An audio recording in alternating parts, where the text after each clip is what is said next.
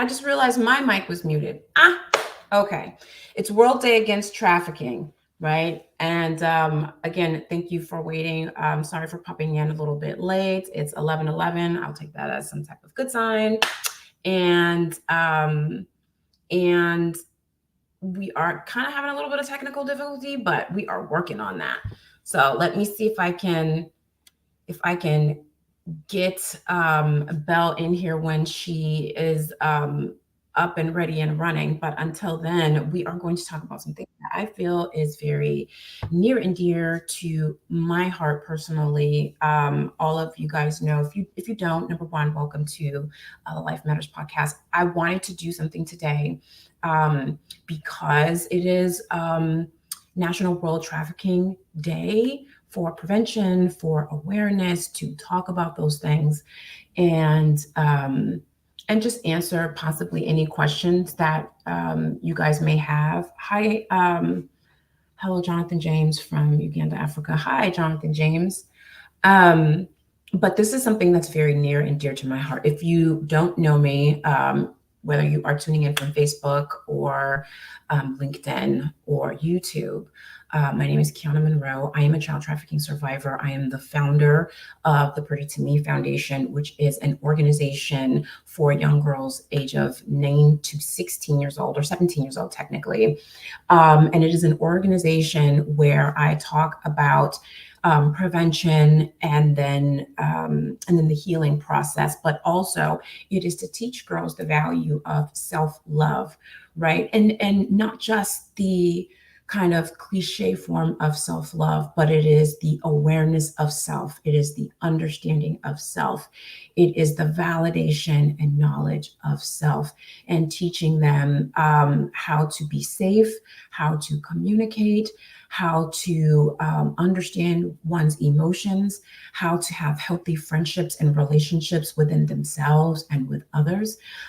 Because when I was younger, one of the reasons why, one of the many reasons why I kind of got caught up in the trafficking was because my self-esteem was so low, right? And I was bullied, and in the bullying, trying to conform and shape shift and compromise, my feelings to fit in.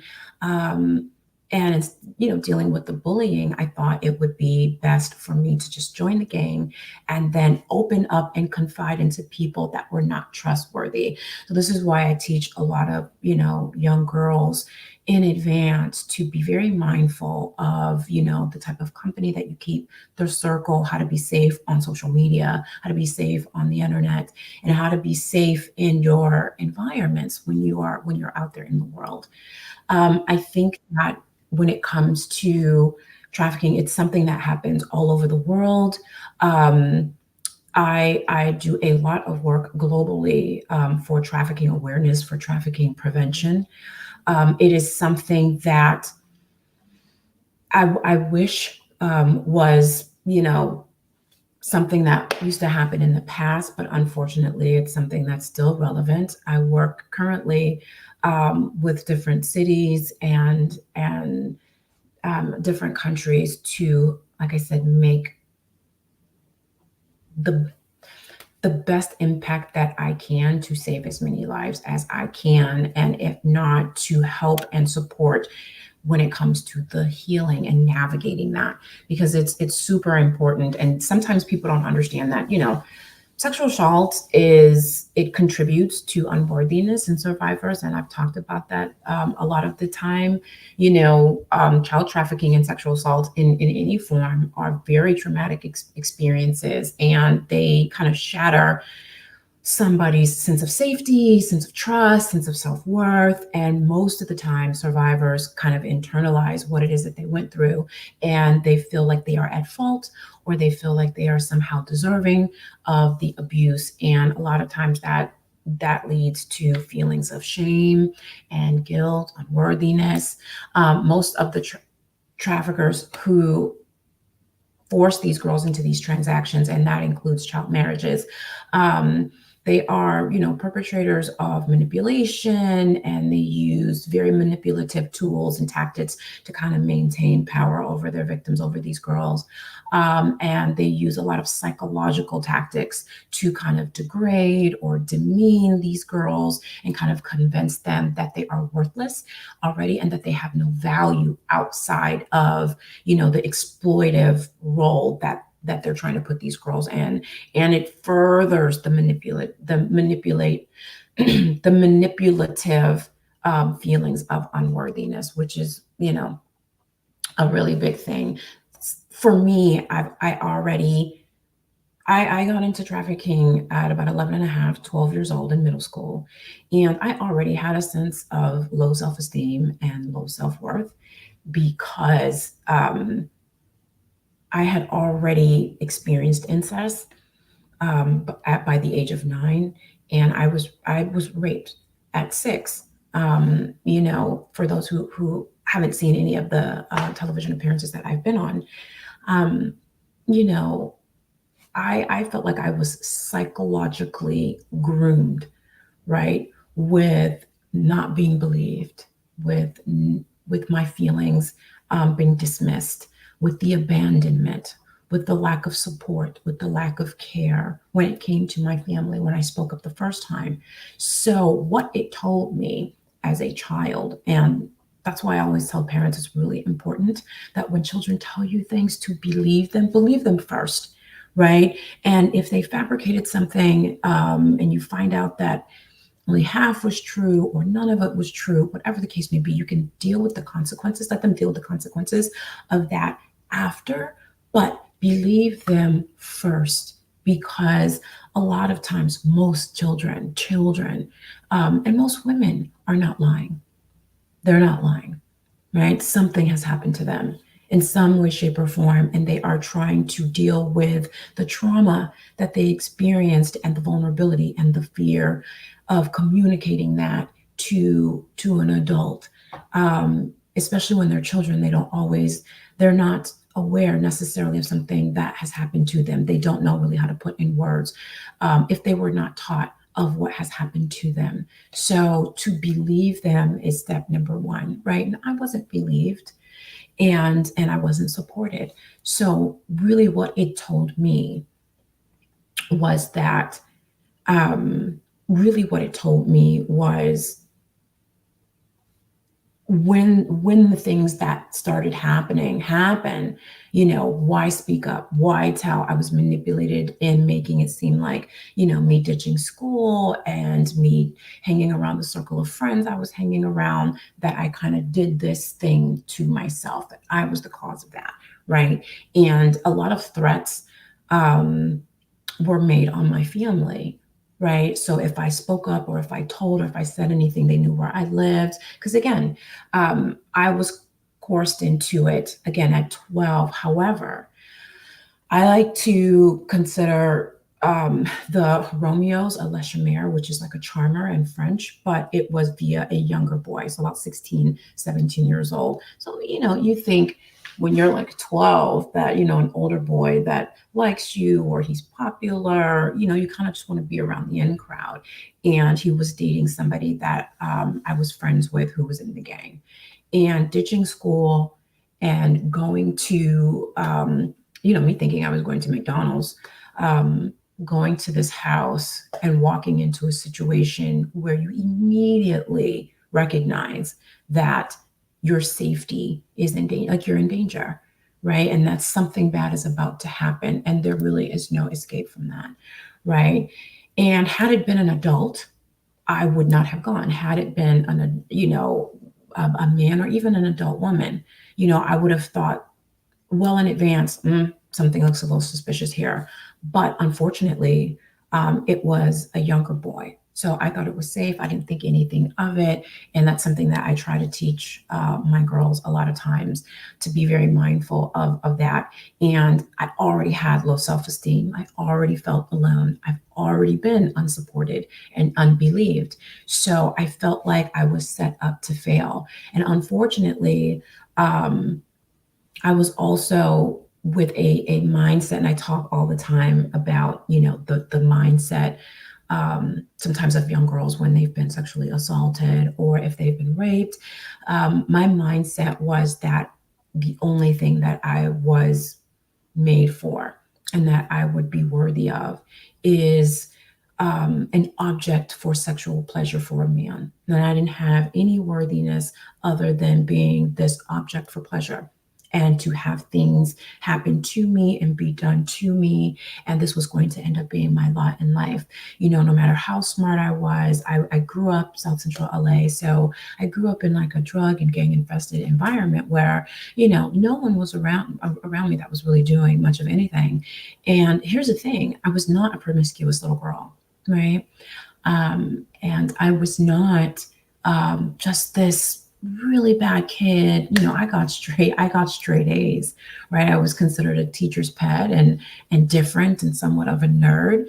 But education was kind of my escape, learning and music and film scores and all of those things, right? So you would think this adorable, pretty little girl who's very smart, who's a part of a lot of, academic organizations and programs in the school, like this could possibly not happen to her, but that is not the case. And that plays into the power of low self-esteem, that and negative thinking and a mindset, right? That plays a really big role. And it really is telling when believing what adults say to you, being and absorbing negative commentary, and you're not being affirmed by family or friends or people around you, aside from my teachers, right? I had some teachers that were really good teachers, and I think that is one of the things that kept me going. Ron, oh hi Ron, and feel free to ask me any questions. You guys are more than okay to ask me any type of question that pops in. I can see all of your comments in the chat box. So it's really hard in having a mindset of unworthiness. And so again, most traffickers are very manipulative and charismatic when it comes to that. And we live in a society, unfortunately, that does a lot of victim blaming, right? Society's response to a lot of survivors, especially child trafficking and human trafficking and sexual assault, they tend to blame and shame and guilt and find ways to find fault and disbelief when it comes to women who speak up and children who speak up. Survivors usually deal with a lot of disbelief. And again, it reinforces the false belief that their worth is diminished because of the experiences that they had, right? One of the aftermaths is, internalizing negative beliefs and internalizing the things that happen to you. And it kind of forces you to live in the world or shape shift and shrink yourself and make yourself small because of this thing that happened to you. And you usually end up identifying yourself as, I am just blank, whatever it is you fill in the blank. For me, I can't speak on all women and survivors, but most of the time, especially myself, I used to think that, I'm just going to hide and I'm going to recreate an image, and I don't want to be identified as a survivor. I don't even want to be identified as a victim, and I don't want to be identified as someone who was sexually assaulted, because once that's kind of tatted on me, that's all people are going to see. And that's not necessarily the case,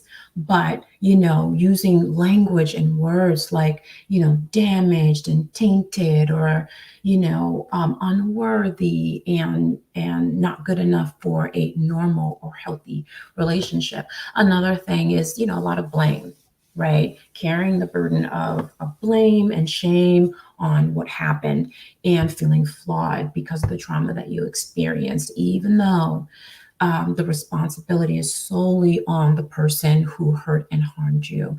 But survivors tend to do a lot of self-blame, and this plays into the programming of unworthiness that I talk about all the time. Um, I think that when it comes to the awareness of what happens, sexual assault is not only just being kidnapped, but sexual assault happens in the family. A lot of times people don't talk about what happens in the home and what happens with family members. That's something that I experienced, and the men were held on this very, very high pedestal. Not all, not all. I had one particular uncle, and I had a cousin who sexually assaulted me for a very long time, and it was very swept under the rug. And what it did for me was it kind of damaged my idea of what appropriate love should be, appropriate and inappropriate intimacy should be, what sex should be, healthy relationships with the men, the adult men in your life.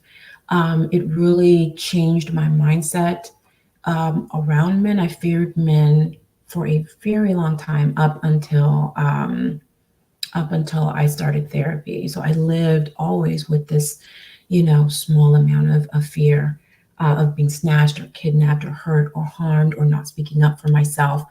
And when you do speak up for yourself, that you could possibly be hit or hurt or harmed, or they would just take it anyway. One of the things that I used to tell myself is to just do what you were told so that it is not taken from you. Because for it to be taken from you, I've had that experience before where I was hit really hard. I don't know if you see it, I have like a bruise here. And I tend to cover it up with like liner, but I was bashed across my eye with a beer bottle and cut and kind of doused in beer. And this was around maybe 11 and a half, well, not 11, like maybe 12 to 13, one of the transactions, because, I tried to fight back a little bit. And I spoke up and, I cried, and I was being difficult. And so, they hurt me into my place for submission.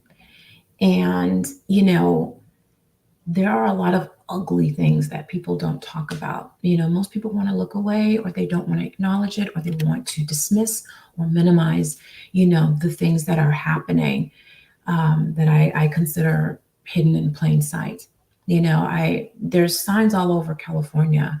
And I'm sure depending on where you are in the world, I don't know if you guys have heard of the terms, if you see something, say something.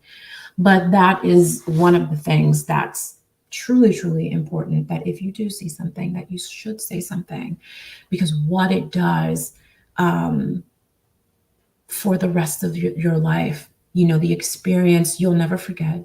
The experience is something that you carry for the rest of your life. And it does impact how you have relationships. It impacts how you see yourself.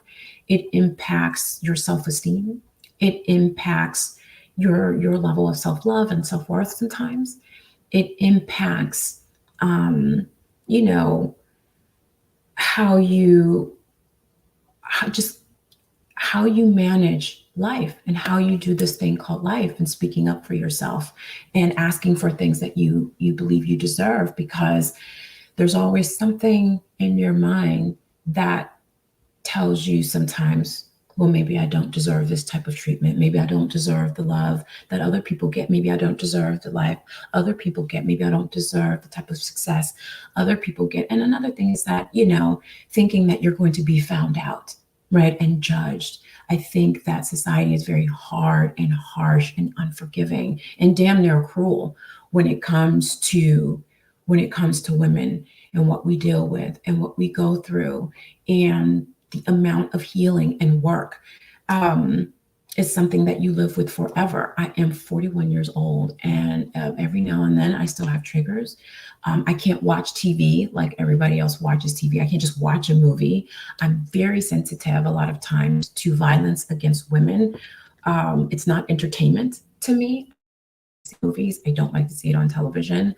Um, and it's very traumatizing and re-traumatizing to those who have survived it and put all this work in to try to heal that, right? Like I said, nightmares. Sometimes, I have the tendency to grind my teeth, right? I've cracked a tooth from grinding, right? Falling asleep, and my mind is so um, intertwined with the dream, and sometimes it doesn't realize that I'm an adult and it's real life, and I feel like it's happening to my body all over again. And that's a really hard thing, and people think that you know 5 minutes of assault can change someone else's entire life forever, and not just their life, right? The people that love them, it changes their life too. The family, the friends, the person that they're in a relationship with, all of that plays a role because someone didn't have enough discipline or self-control. And you know what?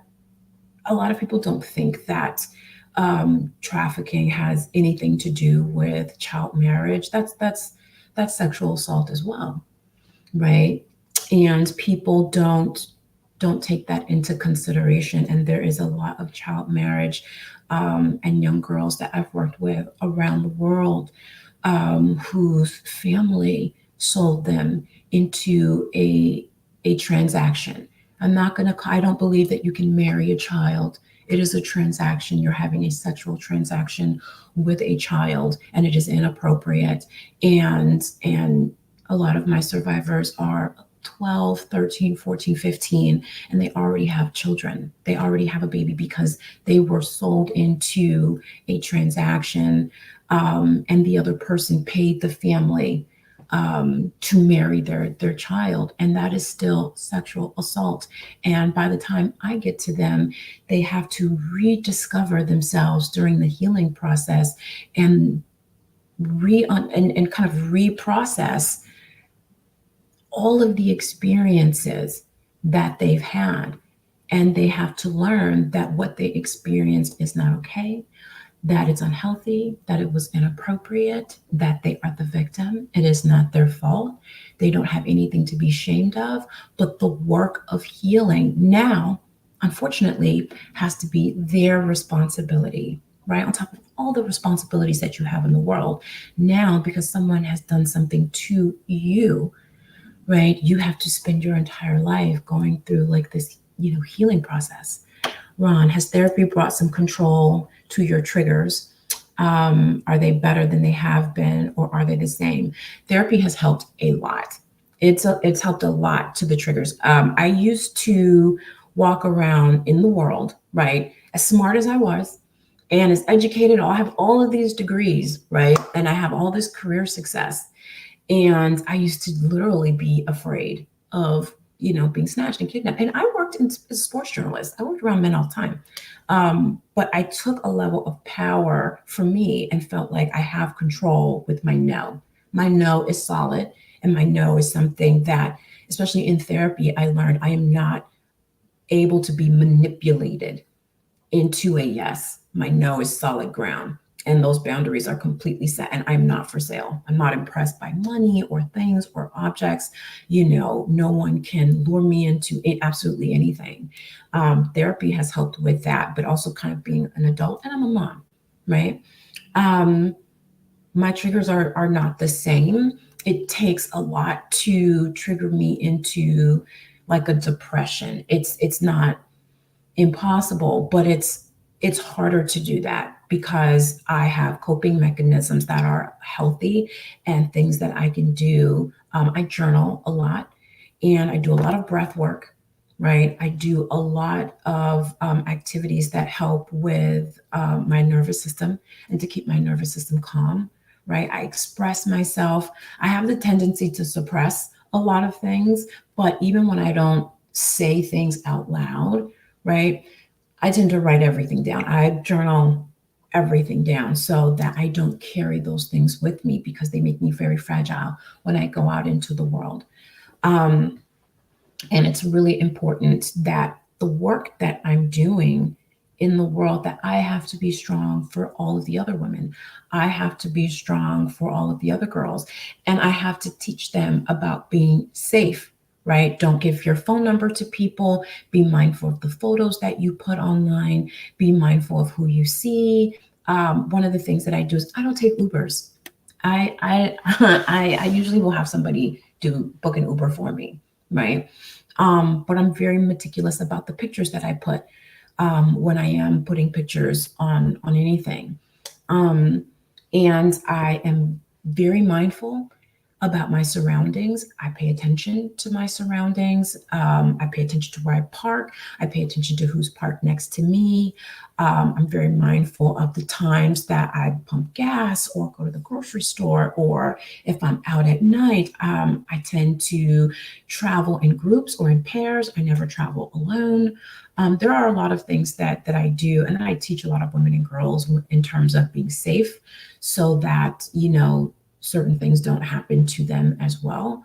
But those are the things, like I said, that you have to when you experience something like assault and trafficking, you live your life completely different. And I live my life completely different. I'm mindful of things. And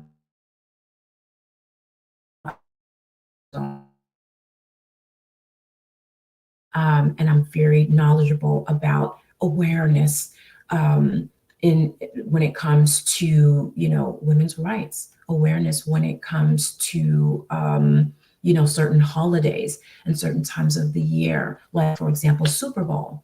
Right, Super Bowl and concerts and events. You have to be very, very careful because predators and pedophiles and people who have those intentions in mind, they go to places like that. They hang around clubs, they hang around schools, and they pay attention a lot of times to the ones that carry the name. And that is something that I used to carry when I was really little because I didn't have any self-esteem. So in that body language, people can pick that up. If they have ill intent, they're very manipulative, and they're vulnerable when it comes to the threats. And when you're young, you don't really know better. You don't know who to believe. You're just a child. You don't know which adult is going to hurt and harm you. You don't want your parents or your family hurt if those are the type of threats that you're getting, right? So, Ron, thank you so much for your question. Isabel, thank you for your thing. Thank you.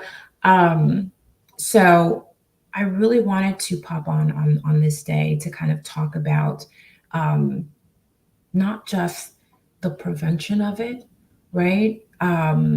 If you have experienced anything and you need counseling, I think that is the best thing that is going to help.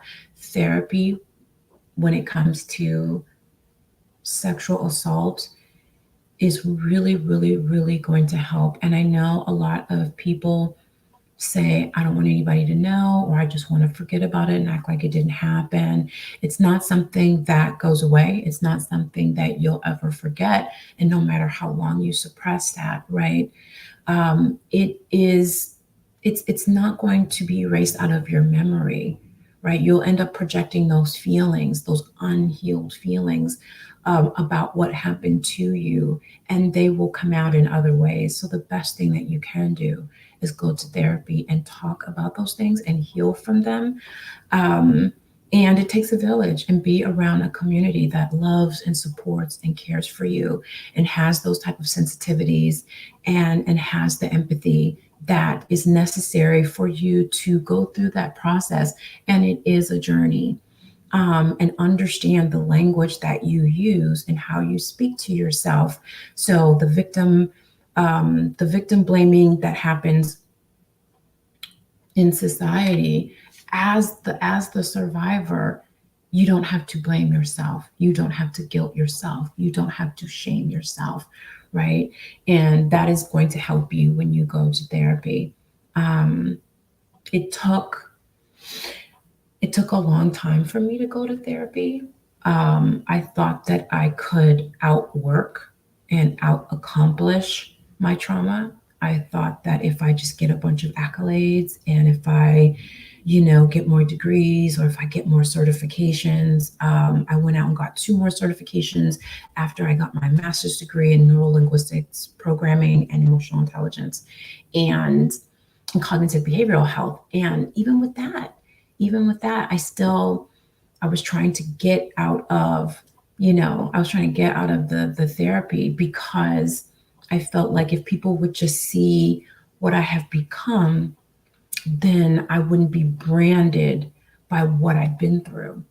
And my fear was that people would only see me a certain way. And I had a big fear of being objectified, and I had a big fear of being overly sexualized. So I would cover up all the time and I would just get all of these, like I said, degrees and accolades and so on and so forth. And, I think that only kind of climbing up the ladder, you're climbing up a well put together ladder with a broken heart and broken pieces of you. And the more you climb, the broken pieces, just think of like shattered glass, right? Or like a shattered vase. You got all these cracks and every time you ding it and every time you hit it, like little pieces of it, come off until it eventually comes apart. And it takes so much longer to put it back together if you don't just deal with the cracks along the way. And that's what I did. Um, that's what I did. And I didn't want to talk about it because I didn't want shame to come to my family. I didn't want, I was a mother. I was afraid of, my son knowing and how he was going to think about me. And, if ever I got into a relationship and I got married, like what was my person going to think about me? And was I going to be worthy of love? Or was going to be seen as damaged? Damaged was something it was a buzzword that I used all the time for myself. I'm damaged. No one's ever going to be with me because I'm damaged. I have to get all these accolades so that they'd focus more on that than, all the broken pieces. But, those broken pieces still makes a unique and beautiful, beautiful centerpiece, right? But it just depends on how you look at it. If it falls apart, then what do you have left? You have completely shattered vase, right? And you do not have to be identified by what you experienced. And that's something that I had to tell myself as a survivor, that this is something that I experienced, and this is something that I went through, and I don't have to tolerate mistreatment and abuse, and I can keep myself safe. The dialogue that I used had to change. And I really had to take time to be with myself, and I still do that. I still take time where it's just stillness with myself and to be with myself, because sometimes things come up and there are things that I need to deal with that only I can deal with, and they're my responsibility to deal with. And so on this Trafficking Awareness Day, I really want to encourage everybody to really pay attention. I know you have stuff going on in your own life and you have stuff going on in your own world, but pay attention. 1 out of 3 women have been sexually assaulted, right? So if you let's just say you walk into a grocery store, right? 1 out of 3 have experienced some sexual assault that you're walking around, doing your grocery shopping with. And be mindful. If you're going to a parking lot, focus on getting to your car, but also pay attention to your surroundings. If you see something fishy, or either you record it or you say something, I'd rather say something and be wrong than not say something and have been right. And I could have prevented something happening to somebody else, right? Don't just assume that if a child looks uncomfortable, right, it's okay to intervene and say a little something. I remember that I used to ride the bus, or I used to be walking, right in plain sight, with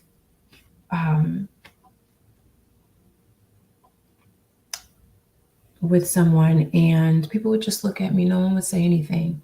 And in my mind, I would just say, I wish somebody, I would do like little eye movements, like little things. And no one paid attention. No one paid attention to like the subtle, body language that I would give off, that I'm not okay, right? And you can't say out loud that you're not okay, because you're also being watched by the person who put you in that position. So you have to hope that there's a responsible adult that would speak up for you and help you and save you and get you out of it. Um, so I really encourage people to say something if you see something that looks a little suspicious and a little suspect. You could save a little girl's life. You can save a woman's life. You can save a little boy's life, because it's not just women that this happens to. It's not just little girls that this happens to. Um, it's anyone. It could be anyone, right? So I'm not going to stay on here much longer. I just know that this is a very important topic, that there's movies about, there's television interviews about, um, there's all these things about trafficking, right? But the whole point is that we need to end it. It shouldn't be as relevant and active as it is right now, right? I believe that, sick and hurt people hurt other people. And I think we live in a broken society full of deeply, deeply emotional and psychological wounded people. And that level of sickness, when let out into the world, unhinged, can cause so much damage, right? And then you have those people who don't heal from that. And again, hurt people hurt people. And you'll have more hurt people hurting hurt people. And it's a vicious, very ugly cycle.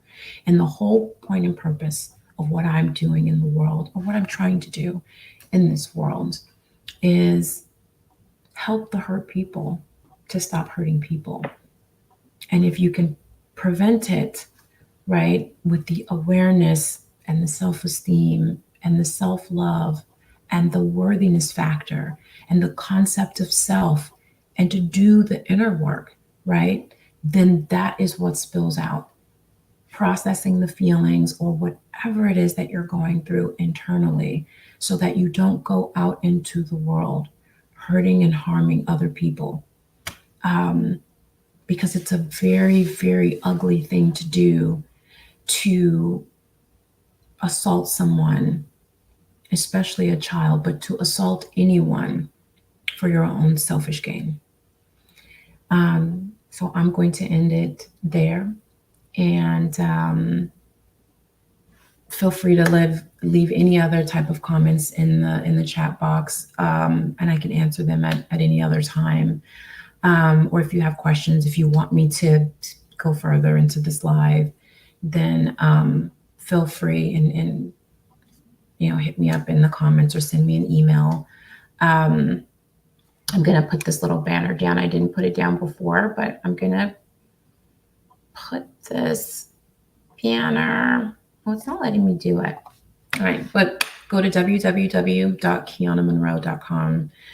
If you want to know what I'm doing in terms of the girls, go to www.pretty2me.org, and learn more about this topic. Learn more about how to be sensitive to other people. Learn more about